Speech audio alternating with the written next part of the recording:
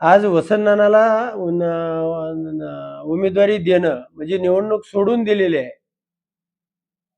ही भावना या तालुक्यामधल्या सगळ्या कार्यकर्त्यांची झालेली आहे.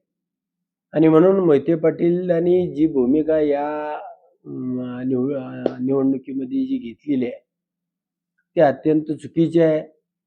आणि अचानक शेवटच्या क्षणाला म्हणजे केसानं गळा कापतो म्हणतो त्या पद्धतीची आहे. आणि म्हणून वेदनादायी आहे.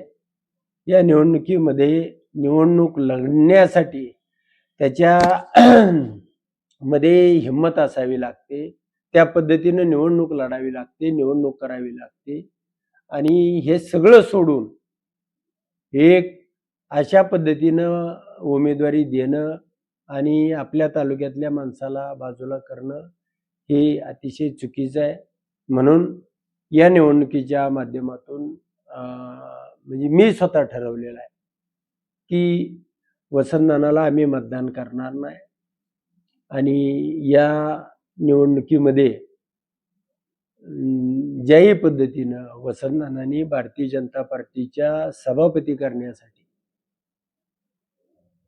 एक सदस्य पुरवला, असा माणूस हा पार्टीचा जिल्हाध्यक्ष